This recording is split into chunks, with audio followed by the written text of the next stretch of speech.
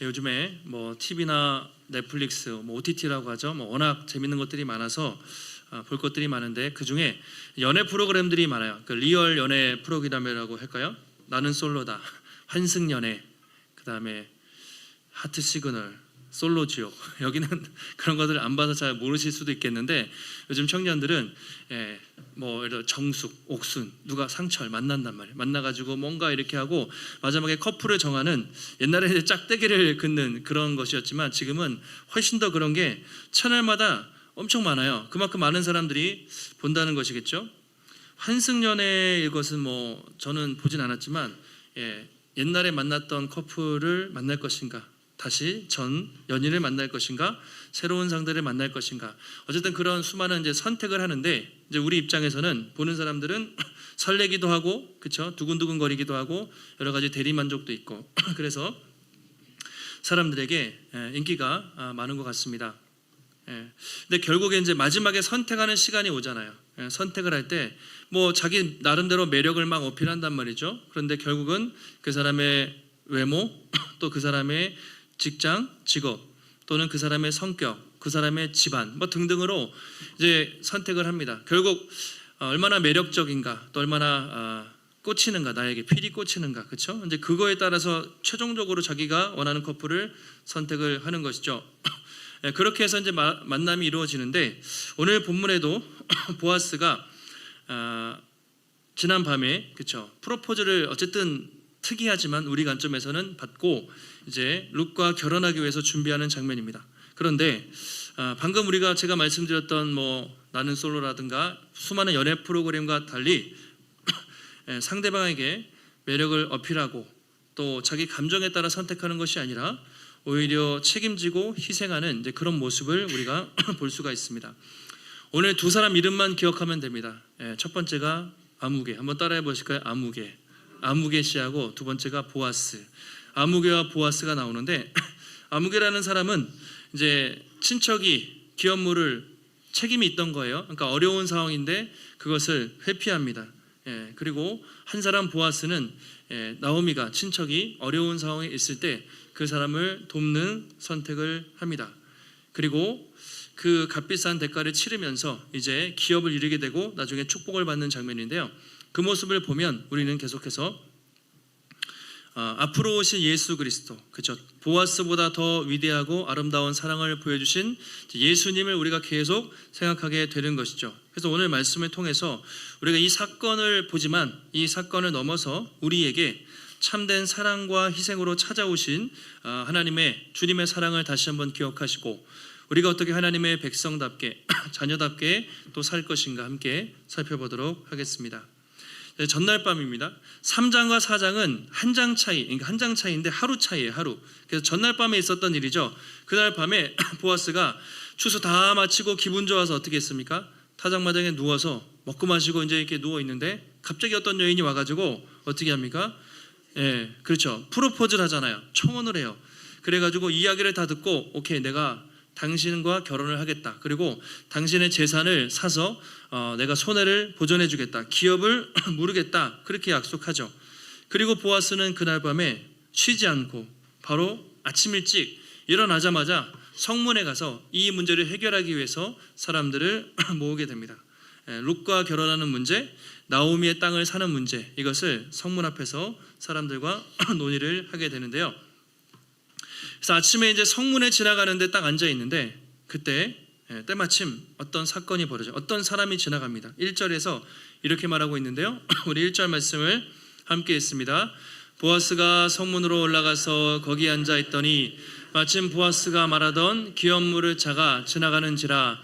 보아스가 그에게 이르되 아무개여 이리로 와서 앉으라 하니 그가 와서 앉으매. 자, 성문에 올라가서 딱 앉았죠. 성문에 앉았다는 것은 이제 그 당시에는 다 성으로 둘러싸여 있습니다. 그리고 밭은 성 밖에 있다가 왔다 갔다 했겠죠. 그런데 성문하면은 그냥 출입구가 아니라 사람이 많이 왕래하니까, 그렇죠? 거기에 장사도 있고 여러 가지가 벌어져요. 우리도 조선시대 동대문 시장, 남대문 시장 가면 사람이 많으니까 시장이 있고 장터가 있잖아요. 그래서 구약시대도 성문하면 일단은 사람들이 많기 때문에 상거래, 장터가 많이 있습니다. 당연한 것이죠. 또 한 가지는 재판이 일어나는 곳이 성문입니다. 성문에서 장로들이 모여서 어떤 중요한, 그러니까 지금은 법원이 있지만 그 당시에는 국가 시스템이 없었기 때문에 그냥 성문의 앞에서 그 지역의 장로들이나 지도자들이 모여서 재판을, 소송을 진행을 했던 것이죠. 그래서 보아스가 이 기업물을 이를 행하기 위해서 사람들을 불러 모아서 성문 앞에서 그런 재판을, 작은 재판을 열게 됩니다. 그런데 딱 앉아 있잖아요. 딱 그런데 앉아 있더니 다음에 뭐라고 돼 있죠?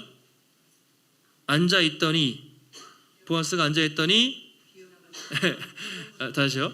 성문으로 올라가서 거기 앉아 있더니 마침 앉아 있는데 때마침 딱 누가 지나갔다 이 얘기를 하고 있잖아요. 그래서 마침이라는 말을 하면 딱 생각나는 구절이 있죠. 앞에 2장에서 룻이 우연히 보아스의 밭에서 이삭을 줍는데 마침 보아스가 그 밭에 왔더라. 그래서 그 마침과 우연, 이것은 정말 우리가 말하는 우연히가 아니라 하나님이 보이지 않는 손길, 섭리로 그들을 만나게 하셨다, 이런 거잖아요. 오늘도 마찬가지잖아요. 이제 보아스가 재판을, 기업몰이를 하려고 딱 성문에 앉아 있는데 어차피 이 사람 와야 돼요. 근데 딱 희한하게 마침 그 사람이 딱 지나가는 것이죠. 얼마나 반가웠겠습니까? 그래서 보아스가 부릅니다. 뭐라고 부르죠? 아무개여 이리로 와서 앉으라 하니, 이렇게 되어 있습니다. 아무개여 이렇게 부릅니다. 아무개라는 말이 사람 이름이 아니잖아요. 그냥 어떤 사람의 이름을 이렇게 말한 것인데 가장 중요해요. 우리가 언제 아무개라고 말하죠? 김아무개, 박아무개 또는 최아무개, 아무개 할 때는 그 사람의 이름을 모르거나 이름을 알지만 이렇게 공개하기 싫을 때, 예를 들어서 범죄자들도 김모 씨, 이모 씨 뭐 등등으로 하잖아요. 관공서에 가면은 이제 샘플로 어떤 서류를 작성할 때 김아무개 또는 홍길동 뭐 이렇게 돼 있잖아요. 그런 것들, 아무개. 우리말로 하면 전라도에서는 제가 알기로 거시기 하면 다 통한다고 했어요. 거시기요, 이렇게 거시기. 경상도에는 이제 먹고 모시기 뭐 이런 뜻이라고 해요. 그러니까 뭔가 이제 감춘 거예요, 그 이름을. 근데 왜 룻기 저자가 아무개여라고 했을까? 분명히 보아스가 그 사람을 부를 때는 아무개라고 안 불렀어요. 누구야? 이름을 불렀겠죠. 왜냐면 친척이니까 당연히 이름을 알겠죠. 한 4천 5천 되는 사람인데 이름이 야곱이든 요셉이든 야곱 일로 와요, 이렇게 했겠죠. 그런데 룻기 기자는 아무개라고 이름을 지워버린 거예요. 그러니까 의도가 있겠죠. 왜 그러면 이 룻기를 기록한 룻기 기자는 그 사람 이름을 삭제시켰을까? 두 가지 정도가 있는데, 첫 번째는 이제 이 사람이 창피할까봐. 만약에 이 사람이 책임을 회피한 거잖아요. 친척이 어려운데 안 도와주고 기업 무르는, 즉 땅 사는 걸 회피하고 도망쳤기 때문에 이 이름이 공개되면 대대손손 마치 친일파처럼 막 손가락질 당할 수 있겠죠. 그래서 그 사람을 배려하는 입장에서 이름을 쓰지 않았다, 룻기 기자가 이렇게 말하는 사람도 있습니다. 근데 이제 더 의미가 있는 것은 이것이죠.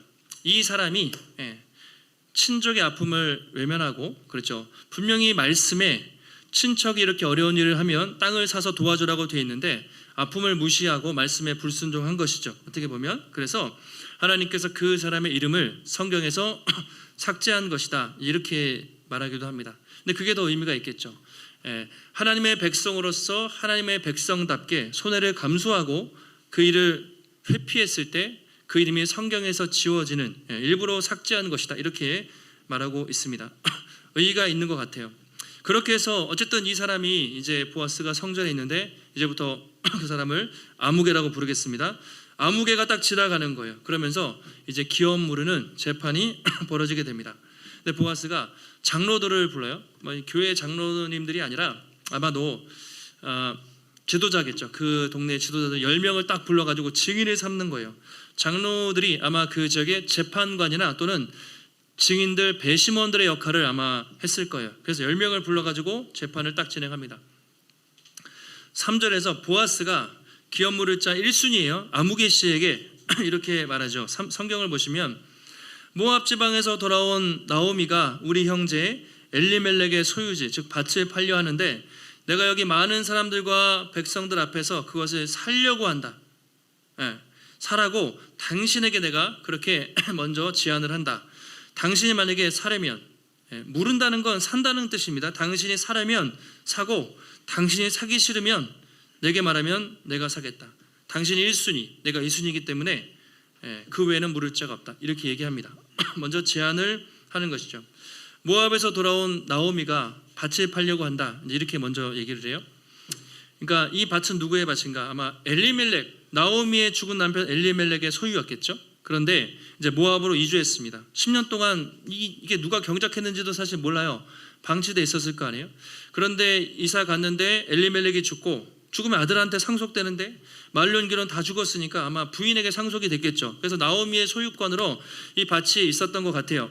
그런데 베들레헴에 오고 보니까 너무 가난해지고 힘들어서 마지막에 밭을 팔려고 나오미가 결심을 한 것이죠. 이 밭을 당신이 사겠느냐 이렇게 묻고 있는 것입니다. 그런데 놀랍게도 이 사람이 뭐라고 합니까? 내가 물으리라 이렇게 얘기하죠. 내가 사겠다. 이 사람이 뜬금없이 안 살 것 같은데 갑자기 내가 사겠다라고 그렇게 대답을 하고 있습니다. 근데 만약에 이 사람이 1순위가 땅 사게 되면 이제 나오미랑도 그렇고 보아스와 룻이 결혼을 못하게 돼. 이야기가 완전히 이상하게 틀어지는 것입니다. 근데 갑자기 사겠대요. 그러면 이 사람, 이 아무개 씨는 왜 나오미의 밭을 사겠다고 그렇게 했을까? 분명히 속으로 계산을 했던 거예요. 머리로 막 계산기를 두드려 봤는데 나오미의 땅을 만약에 샀어요. 혹시 나오미와 결혼까지 만약에 책임져야 되는 상황이 돼도 손해볼 게 없는 것이죠. 왜냐하면 나오미는 이미 아마 50이 넘은 이제 결혼해서 아이를 낳을 수 없는 상황입니다. 그래서 지금 내가 땅을 사면 나오미나 엘리멜렉의 이름으로 명의를 줘야 되는 상황이에요. 그런데 나오미는 자식이 없으니까 다시 그 땅이 돌아오겠죠. 이렇게 생각을 한 것입니다. 그러면 내가 기업 무르는 일도 하고 소유권도 내가 챙길 수 있기 때문에 괜찮은 장사다. 이렇게 생각을 한 것이죠. 손해볼 것이 없구나. 그래서 내가 땅을 사겠소라고 그렇게 먼저 이야기를 합니다. 근데 이렇게 되면은 그날 전날 보아스와 룻의 약속도 깨지고 두 사람 결혼 못해요. 그래가지고 보아스도 속으로 되게 이게 뭐지? 이랬을지도 모릅니다. 그런데 중요한 건 5절이에요. 보아스가 하나의 조건을 거는데 5절에 이렇게 말하죠. 네가 나오미의 손에서 그 밭을 살 때 죽은 자의 아내 즉 모압 여인 룻에게서 사서 그 죽은 자의 기업을 그의 이름으로 세워야 할 것이다 라는 조건을 다는데 이게 엄청 무시무시한 조건이었습니다. 자, 이런 것이죠. 나오미에게 밭을 사는데 밭만 사는 게 아니라 그러면 어떻게 해야 되냐면 룻과 결혼해야 된다. 그 룻을 책임져야 되고 나중에 그 명의를 쉽게 말하면 이름을 소유권 등기를 룻의 자녀로 띄워줘야 되는 것이죠. 그렇게 된 거예요. 딱 들어보니까 처음에는 내가 뭐 나오미 밭 사는 거 정도야. 내가 뭐 생각해 보니까 자식도 없고 죽으면 나에게 오겠지 생각했는데 그게 아닌 거예요. 밭만 사는 것뿐만 아니라 룻과 결혼해서 룻이라는 여인을 책임지고 룻이 자녀가 생기면 그 아들의 이름으로 소유권을 넘겨줘야 되는 그런 일이 발생을 하는 것이죠. 그러니까 얼마나 이 사람이 이거 아닌데 생각을 했겠죠. 완전히 손해보는 장사였습니다. 이 사람이 생각했을 때. 그래서 자기의 생각을 바꾸죠. 6절에 이렇게 말합니다. 같이 한번 6절 말씀을 함께 읽습니다. 그 기업 물을 자가 이르되 나는 내 기업에 손해가 있을까 하여 나를 위하여 물으지 못하노니 내가 물을 것을 네가 물으라 나는 물으지 못하겠노라 하는지라. 아멘. 드디어 이제 우리 아무개 씨가 이렇게 이야기합니다. 1순위가 내 기업에 뭐라 하죠? 손해가 있을까 하여 물으지 못하겠다. 나는 살 수 없네. 당신이 사게. 나는 손을 떼겠네라고 손을 털면서 그렇게 말하고 있습니다. 자, 6절의 표현에 보면 이 1순위 아무개의 심리 상태를 알 수가 있는데요. 가장 많이 나오는 단어가 뭘까요? 그 사람의 말에서 나는 나의 기업에 손해가 있을게요. 나를 위하여 물으지 못하나니 내가 물을 것을 네가 물으라. 나는 물으지 못하겠다. 나라는 표현이 계속 나오죠. 나를 위해서. 그러니까 이 사람은 이런 것입니다. 타인의 고통에는 별로 관심이 없어요. 내가 중요했던 것이죠. 자기 자신으로 꽉 차 있는, 온통 자기 자신에게만 관심이 있는 그런 사람이었습니다. 친척이, 이웃이 어떻게 되든 상관없이 자기 자신이 손해가 되면 아무 행동도 하지 않는 그런 사람이었던 것이죠. 왜 이 사람은 밭을 사겠다고 했다가 나중에 안 사겠다고 한 것인가? 바로 손해 때문이었죠. 손해. 결정적으로 기업물을 것을 거절한 이유가 내가 이거 엄청 손해보겠는데 이렇게 생각을 한 것이죠. 이 사람 입장에서 사봤자 나중에 이 룻도 책임져야 되고 결정적으로 만약에 돈을 1억을 주고 샀단 말이에요, 밭을. 그런데 기업을 물은다는 건 이런 겁니다. 돈은 내가 주고 명의는 그 사람 등기를 해주는 거예요, 쉽게 말하면. 그러니까 이거 희생적인 거거든요. 그러니까 지금의 자본주의적인 개념으로 이해하기가 힘들죠. 근데 그 당시 하나님이 그렇게 만드신 겁니다. 누군가가 너무나 어려움 당하지 않기 위해서 공동체 책임을 기업 물을 자를 통해서 부여해 주셨던 것이죠. 그러니까 이 사람은 결국에는 친척이, 형제가 뭐 힘들고 말고 간에 하나님의 말씀보다는 자기의 재산이 더 소중했던 것이죠. 내 재산이 조금이라도 해가 되면 어떤 행동도 하지 않는 이 암흑의 모습을 볼 수가 있습니다. 어쩌면 이 사람이 나쁜 사람은 아니죠. 뭐 사람들이 다 그러니까 자본주의적인 마인드로 이 사람은 결정을 한 것이죠. 손익계산을 그 짧은 시간에 머리를 많이 굴렸을 것입니다. 손실률을 계산해서 이거 투자 가치가 없구나라고 판단을 했고 말을 바꾸게 된 것이죠. 아주 지극히 인간적이고 또는 자본주의적인 발상이었습니다. 그렇게 해서 이 사람은 기업 무르는 것을 거절합니다. 그래서 재산의 손해는 안 봤지만 이 사람은 엄청난 손해를 보게 됩니다. 그것이 무엇이냐면 성경에서 이름이 삭제되는 그런 손해를 경험하게 된 것이죠. 잠깐의 그 재산에 기부하는 손해는 면했지만 성경에서 이름이 지워지는 그 안타까운 일을 이 사람은 경험하게 돼요. 만약에 기업을 물렀으면 이 사람의 이름이 성경에 기록이 됐겠죠. 그럼 우리는 그 이름을 말하고 있겠죠. 그런데 거부를 당한 것이죠. 여러분이라면 어떤 선택을 했겠습니까? 한번 생각해 보세요. 좀 손해보더라도 여러분은 내가 좀 손해봐도 성경에 이름이 기록되고 하나님께 기억되는 인생을 살고 싶으십니까? 아니면 손해 하나도 안 보고 성경에서 이름이 지워지는, 하나님 앞에 이름이 삭제된 그런 인생을 살고 싶습니까? 성경에 그런 이야기가 되게 많아요. 복음서에도 많이 있습니다. 부자 청년 이야기가 나옵니다. 부자 청년, 관원이고 돈도 많고 잘 나갔던 사람이라고 나오죠. 근데 이름이 안 나와요. 이제 어느 날 제자들과 가는데 너무 그 사람은 좀 엄친아기도 했고 모든 걸 다 가진 사람이었기 때문에 자랑하면서 예수님, 선생님 어떻게 하면 내가 영생을 얻겠습니까? 그러니까 이것도 지키고 살인하지 말고 도둑질하지 말고 이것저것 지켜야지. 제가 어릴 때부터 그런 거 다 잘 지켰습니다. 이렇게 대답하죠, 자신 있게. 그랬더니 주님이 그래? 그럼 너의 재산을 다 팔아서 가난한 사람들에게 주고 나를 따르라 이렇게 말씀을 하시죠. 근데 그 사람이 엄청 고민합니다. 그러면서 성경이 이렇게 말하죠. 그 청년이 재물이 많음으로 돈이 많음으로 근심하여 돌아가니라 이렇게 나오죠. 돈이 너무 많아가지고 겉으로는 다 착한 사람처럼 행세했지만 그 사람은 돈이 우상이었던 거죠. 하나님보다 돈을 더 사랑했던 것입니다. 그래서 돈을 따라갔어요. 하나님 따르지 않았고 그 결과 성경에서 이름이 지워졌습니다. 아니면 이름이 나왔을 거예요. 우리는 그냥 부자 청년, 안타까운 부자 청년으로 기억하고 있습니다. 결국 오늘 암흑에도 부자 청년도 하나님보다 돈이, 재물이 그들의 우상이었던 것이죠. 우리도 자본주의 시대를 살면서 이렇게 생각하는 게 너무 사실 당연한 것처럼 느껴져요. 우리에게도 이런 모습이 있지 않은가 한번 돌아보시면 좋겠습니다. 여러분이 그런 상황이었다면 여러분은 아무개처럼 행동하셨겠습니까? 보아스처럼 하셨겠습니까? 저도 아무개처럼 했을 것 같아요. 몇 억을 손해를 본다고? 그게 말이 됩니까? 기본적으로 보아스처럼이 아니라 아무개처럼 행동하지 않았을까? 인간들은 본능이 있는데 근본적으로 내가 손해보는 것은 절대로 하지 않는 타고난 본능이 있습니다. 누가 가르쳐주지 않아도 모든 것을 할 때, 어떤 행동을 할 때 그것이 나에게 이익이 되는가 손해가 되는가 귀신같이 우리는 안다고 말하죠.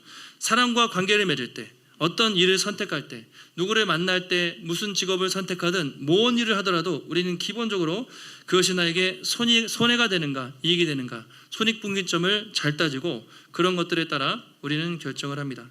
이것들이 당연한 것 같지만 그것은 세상의 기준이고 하나님의 방식은 전혀 그렇지 않다는 것이죠.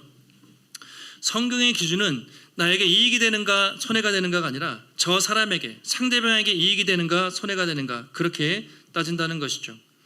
나의 중심이 아니라 상대방에게 어떤 문제와 어려움이 있으면 그것을 눈 감지 말고 내가 비록 손해 보더라도 그 사람을 도우라는 것이 성경의 정신, 복음의 정신이죠. 그래서 예수님이 선한 사마리아인 비유를 기억하실 것입니다.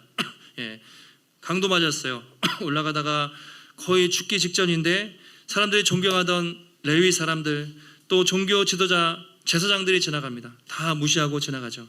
그런데 사람들이 손가락질하던 사마리아 사람이 치유하고 도와주고 그렇게 사람을 살리죠. 그때 예수님이 물어보십니다. 누가 그 강도당한 자의 이웃인가? 그들은 누가 나의 이웃인가? 이웃을 자기 중심적으로 생각했지만 예수님은 주어가 바뀐 거죠. 강도당한 자, 고통당하는 사람, 당하는 자의 누가 그의 이웃인가?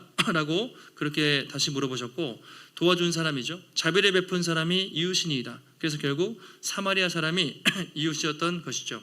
그래서 우리가 오늘 말씀을 보면서 우리 한번 다시 우리 자신을 돌아보게 됩니다.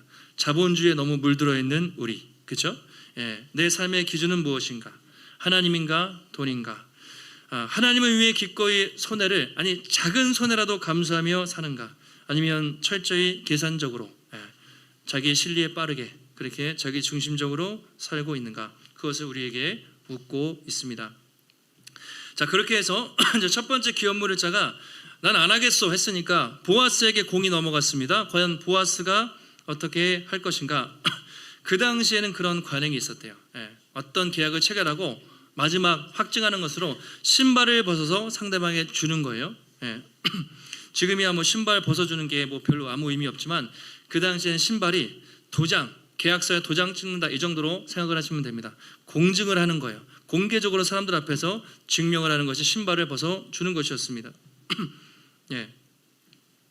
그래서 이 사람이 신발을 벗어주죠. 나는 딱 신발을 보아스에게 주면서 나는 여기서 손 떼겠어. 당신이 알아서 하시오. 나는 기업물을 것을 포기할 테니 당신이 알아서 하시오라고 하면서 신발을 주면서 그렇게 발을 빼게 됩니다. 이때 보아스가 이렇게 말하죠. 9절 10절인데 이제 이게 가장 핵심적인 내용이죠. 보아스가 장로들 모든 사람들 앞에서 말합니다. 내가 엘리멜렉과, 그러니까 나오미의 죽은 남편이죠. 엘리멜렉과 또 아들 기럨 말론에게 있던 모든 것을 나오미의 손에서 산 일에 대해서 오늘 증인이 되었고, 그리고 두 번째, 말론의 아내 모압 여인을 사서 결혼한다는 얘기입니다. 모압 여인 룻과 결혼해서 아내로 맞이하고 죽은 자의 기업을 그의 이름으로 세워 그 이름이 형제와 성문 중에 끊어지지 않게 하겠다. 이렇게 두 가지를 약속합니다. 다시 9절 한번 보여주시면, 쉽게 말하면 첫 번째는 이거예요. 내가 나오미의 밭을 사겠다. 예, 그렇죠? 그 얘기입니다. 아까 처음에 했던 얘기, 나오미의 밭을 사서 그 이름으로 회복시켜 주겠다. 두 번째, 10절, 룻과 결혼해서 아내를 맞이하고, 즉 룻을 책임지는 것이죠. 그리고 죽은 자의 이름으로 명예를 이전하겠다는 거예요. 등기를 쉽게 말하면 띄고, 그리고 자녀가 생기면 그의 자녀의 이름으로 소유권을 넘기겠다. 내가 소유권을 가져오지 않겠다라고 기업을 무르겠다. 그렇게 약속을 한 것이죠. 보아스가. 그러자 사람들이 박수를 치면서 축복합니다. 당신이 이 기업물을 자의 행위를 한 것에 대해서 그 마을 사람들이 축복을 하죠. 그러면서 앞으로 룻의 가문이 대대손손 축복을 받고, 보아스 당신의 이름이 베들레헴에서 유명해지기를 원한다. 사람들이 박수를 치면서 축복하면서 이 계약이 끝나게 되는 것이죠. 그리고 다음 주에 보시겠지만 두 사람이 결혼해요. 그래서 오벳이라는 아들을 낳죠. 그리고 오벳이 이세를 낳고 이세가 다윗을 낳는, 다윗의 할아버지가 탄생하는 것이죠. 그리고 다윗의 후손으로 예수 그리스도가 오시는 그 놀라운 계보에 들어가게 되죠. 그래서 결국 보아스의 이름은 잊혀진 것이 아니라 놀라운 예수 그리스도의 족보에 그 이름을 올리는, 그리고 베들레헴이 그 당시 전까지는 유명한 동네가 아니었어요. 다윗도 베들레헴에서 왔죠. 예수님도 베들레헴에서 났죠. 베들레헴에서 가장 유명한 조상으로 이름이 보아스가 남게 되는 것이죠. 오늘 보아스가 룻과 결혼하고 나오미의 밭을 산 것, 다시 말해 기업을 물은 것은 이 로맨스가 아니잖아요. 보아스가 막 이 여자 만나면 막 그냥 대시해가지고 내가 이 여자 만나면 참 행복하겠다, 그런 게 아니죠.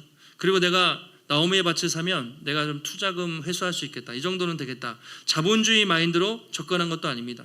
보아스는 마음만 먹으면 룻보다 훨씬 더 아름답고 돈 많고 좋은 이스라엘 출신의 좋은 여성을 만날 수가 있었어요. 그런데 아무것도 없는, 그리고 심지어 이방 여인을 선택한 것이죠. 보아스가 조금 더 경제적으로 결정을 했다면 절대로 나오미의 밭은 사지 않았을 것입니다. 사봤자 돈은 내 돈 주고 남는 게 하나도 없었기 때문이죠. 투자 가치가 없었습니다. 지금으로 말하면 투자한 돈 다 날리고 원금도 회수할 수 없는 상황이에요. 그런데 보아스가 그 일을 했던 것이죠. 이 모든 손해를 감수하고 룻을 선택하고 나오미의 밭을 사게 된 것이죠. 바로 우리가 이것을 헤세드라고 말하는 것입니다. 룻기의 핵심 주제. 그러니까 이게 보아스의 행동을 보면 이해가 안 되죠. 어떻게 저럴 수 있을까? 그런 생각이 드는데 그게 바로 헤세드인 것이죠. 헤세드, 자비라는 것은 그럴 의무가 없는 거예요. 그렇게 하지 않아도 되는데 그럴 의무가 없음에도 불구하고 약자에 대한, 이웃에 대한 사랑 때문에 내가 기꺼이 손해를 감수하면서 그 사람을 돕는 것, 이것을 헤세드라고 말합니다. 힘이 강한 자가 약한 사람을 위해서 그럴 의무와 책임이 없음에도 불구하고 기꺼이 자발적으로 그 사람에게 헌신하고 나의 것을 주는 것, 그것이 기업을 무른다는 의미고 그것이 바로 헤세드의 정신인 것이죠. 그리고 보아스는 나오미의 밭을 사고 룻과 결혼함으로 그 손해를 감수하는 아름다운 헤세드의 사랑을 보여주게 됩니다.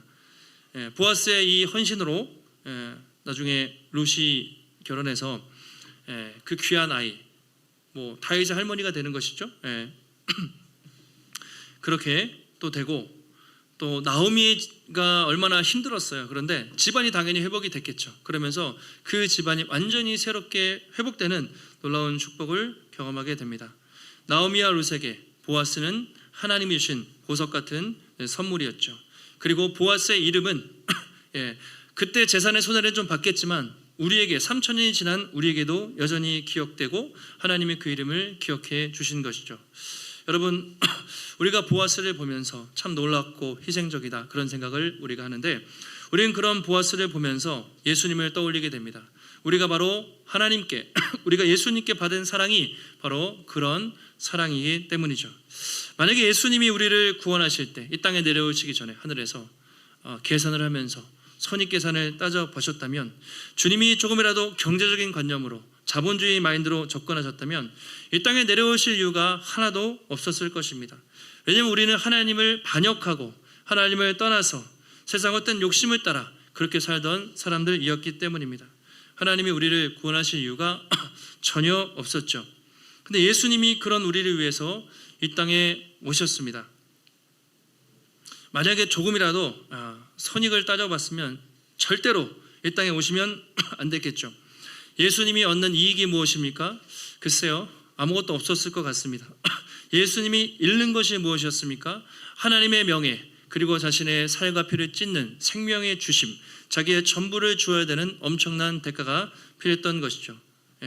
하나님 입장에서 인간들은 투자할 가치가 전혀 없는 파산당한 그런 회생 불가능한 존재들이었습니다. 그럼에도 불구하고 오신 것이죠. 그렇다면 과연 그분은 왜 그 손해를 감수하면서까지 이 땅에 오셨고 우리 위해서 십자가에서 당신의 생명을 내어주셨는가? 우리 설명할 길이 없습니다. 그래서 하나님의 사랑, 우리 너무나 사랑하셨기 때문에 그 모든 손해를 감수하고서까지 이 땅에 오셨다고밖에 우리가 표현할 길이 없는 것이죠. 예수님이 십자가에서 마지막으로 하신 말씀, 가상칠언 중에 여러 가지 있지만 요한복음에서 하신 말씀이 있습니다. 마지막으로 십자가에 달리시고 뭐라고 하셨습니까? 다 이루었도다 이러셨죠. 다 이루었도다. 다 이루었도다라는 뜻이 무엇인지 아시죠? 값을 치르다라는 것인데요, 우리를 위한 모든 대가를 다 지불하셨다, 이런 뜻이죠. 어떤 대가를 지불하셨습니까? 죄 때문에 죽을 수밖에 없는, 사망할 수밖에 없는 우리의 모든 죄값을 그분이 십자가에서 치르시고 완전히 우리를 자유케 하시고 해방하셨다. 이것이 다 이루셨다는 의미죠. 그것이 복음이죠. 그래서 복음은 우리가 하나님을 사랑하는 것이 아니라, 우리가 하나님을 위해 뭔가를 하는 것이 아니라 하나님이 먼저 우리를 사랑하셨고 값없이 피 흘려 주심으로 아무 조건 없이 우리를 구원하셨다. 이것이 복음인 줄 믿습니다. 우리가 이것을 기억해야 하는 것이죠. 세상의 관점으로는 이해가 안 됩니다. 하나님의 이 사랑이 이해할 수가 없는 것이죠. 그래서 바보 같은 사랑이라고도 말하고, 또 누군가는 탕부 하나님이라고 말해요. 사랑을 탕진하셨다, 사랑을 낭비하셨다고 말했습니다. 쓸데없이 인간 따위를 위해서 사랑을 낭비하신 하나님이라고까지 말할 정도이죠. 그래서 우리는 예수님 안에서 더 이상 아무개가 되지 않았어요. 옛날에는 이름 없는 아무개 같은 존재였지만 이제는 다 하나님의 사랑받는 자녀. 우리가 구원받았다는 건 하나님이 우리 이름을 불러주셨다는 것이고 우리의 존재가 의미가 있다는 것이죠. 그리고 주님은 이제 우리도 그 사랑을 행하면서 또 흘려보내며 살기를 원하십니다. 요한일서 보시면 그가 우리를 위하여 목숨을 버리셨으니, 그렇죠? 우리가 이로써 사랑을 알고, 거기서 끝나면 안 되죠. 복음은 우리도 형제들을 위하여 뭐죠?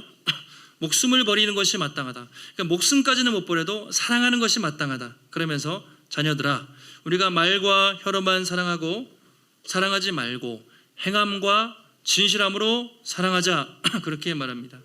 예수님 만약에 하늘에서 사랑해 얘들아, 사랑해, 말로만 사랑해, 사랑했으면 약 올리는 거죠. 우리의 구원은 절대로 이루어질 수 없었습니다. 근데 주님은 말과 혀가 아니라 행함으로, 십자가 지심으로 그렇게 사랑을 하셨습니다. 그리고 우리에게도 이제 그렇게 말씀하시는 거예요. 너희가 그 사랑을 받은 자로서 너희도 행함과 진실함으로 사람을 사랑하라. 그렇게 말씀하고 있습니다. 여러분, 지금도 세상은 점점 그렇게 될 것 같아요. 워낙 경제적인 시대, 그리고 투자와 그렇죠, 이런 것들이 많기 때문에 손익을 계산하고 절대로 손해보지 않는 세상으로 점점 더 흘러갈 것입니다. 이 일이 나에게 이익이 되는가, 이 일이 우리 기업과 회사에, 우리 가정에 이익이 되는가 아닌가, 손실률에 따라서 그렇게 결정합니다. 세상에서 가장 지혜로운 것이 손해보지 않고 돈 버는 겁니다. 어떻게든 남이 어떻게 되든 말든 자신의 이익을 극대화하는 것이 세상의 방식이고 그것을 지혜라고 말합니다. 그것이 기업의 목표입니다. 근데 십자가의 복음은 다른 것이죠. 손익을 먼저 계산하지 않습니다.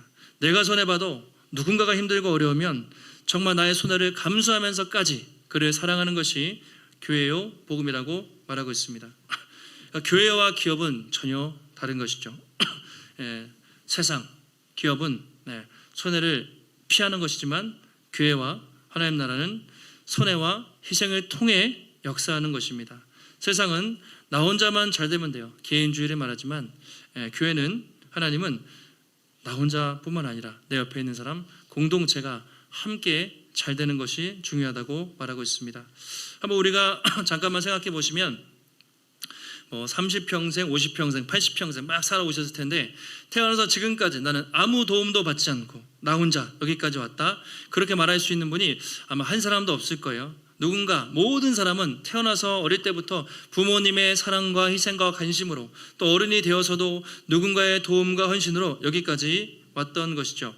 우리 교회, 복음의 숲교회가 6년 반이 정확히 지났는데 지금까지 여기까지 누구 한 사람 혼자 잘해서 된 것이 아니라 보이지 않는 수많은 성도들의 사랑과 희생과 섬김을 통해 교회가 여기까지 온 것이죠. 그렇게 보면 교회도 또 한 사람도 성장하는 것은 모두의 서로의 희생과 사랑을 통해 자라간다고 볼 수가 있습니다. 그리고 하나님은 그걸 기뻐하시는 거예요. 우리가 누군가를 위해서, 교회를 위해서 작은 섬김과 헌신을 할 때 그것을 기뻐하시고 하나님이 기억해 주신다는 것이 우리에게 감사한 일이죠. 예수님이 뭐라고 하셨냐면 마태복음 6장에서 너를 위해 보물을 땅에 쌓아두지 말고 어디 쌓아두라고요? 보물을 저 하늘에 쌓아두라, 이렇게 있죠. 저축을 하는데, 투자를 하는데 지혜로운 사람은 땅에 투자하는 것이 아니라 하늘에 투자하는 사람이다, 이렇게 말씀을 했습니다. 주식으로 예를 들어 드릴까요? 요즘에 하도 단기적으로 단타는 손해지만 하나님의 일을 하면 장기적으로 천국에서 하나님의 엄청난 복이 있다는 것이죠. 삼성전자, SK 하이닉스 뭐 올라갔다 내려갔다 많이 벌잖아요. 좋은데 최고의 투자는 하나님의 나라에, 하나님의 일, 주님의 교회에 투자하는 것인 줄 믿습니다. 왜냐하면 하나님이 기억하세요. 그리고 갚아 주시기 때문이죠. 한 주간도 우리에게 최고의 사랑과 최고의 희생을 보여주신 그 은혜를 기억하면서 아무개처럼 계산적으로 살다가 이름이 지어지는 인생이 아니라 보아스처럼 또 이타적인 삶을 살며 사랑하며 살며 또 누군가에게 도움이 되고 하나님께 이름이 기억되고 천국에서 큰 자라고 칭찬받는 귀한 성도님들이 되시기를 주님의 이름으로 축원합니다. 하나님 감사합니다. 오늘도 거룩한 주일 우리에게 허락하시고 또 예배를 통해서 주님의 귀한 말씀 듣게 하시니 감사를 드립니다. 두 사람을 봅니다. 하나님, 자기 욕심을 위해서 희생하지 않는 아무개와 또 타인의 고통에 동참하여 희생하는 보아스, 하나님, 그를 통해서 룻과 나오미가 회복되고 믿음의 공동체가 세워지는 것을 봅니다. 그런데 우리는 그 모습을 통해서 주님의 모습을 보게 됩니다. 한때 우리도 파산하고 세상 소망 없이 살던 존재였지만 하나님이 손익을 계산하지 않으시고 우리를 위해서 이 땅에 오셔서 십자가에 지시고 우리의 기업을 물러주시고 우리에게 생명 주심으로 다 이루었도다 영원한 생명 주신 주님의 사랑과 은혜를 기억하며 날마다 그 은혜에 감사하게 하시되, 하나님, 우리가 그 사랑을 우리만 간직하는 것이 아니라 이웃들에게 흘려보내며 축복의 통로, 사랑의 통로로 살아갈 수 있도록 인도하여 주시옵소서. 때로는 손해보고 때로는 희생하는 것 같지만 하나님, 그것조차 하나님이 기억하셔서 마지막에 놀라운 축복을 또 주신다는 것을 기억하고 나의 작은 섬김과 헌신을 통해 누군가가 또 회복되고 교회가 또 살아나는 또 역사를 우리가 함께 경험할 수 있도록 주님 인도하여 주시옵소서. 오늘도 주님 전에 나올 때 우리 마음과 정성을 다해 하나님 귀한 예물 드렸습니다. 드려진 모든 손길들 하나님 축복하여 주시되 우리 인생에 허락된 모든 것이 하나님의 것입니다 고백하며 아낌없이 주의 나라와 교회를 위해 또 우리가 드리며 살아갈 때 이 모든 것을 채우시고 부족함 없이 풍성하게 채워주시는 하나님의 공급하심을 날마다 경험하며 살아갈 수 있도록 인도하여 주시옵소서. 모든 말씀 존귀하신 예수님의 이름으로 기도하옵나이다. 아멘.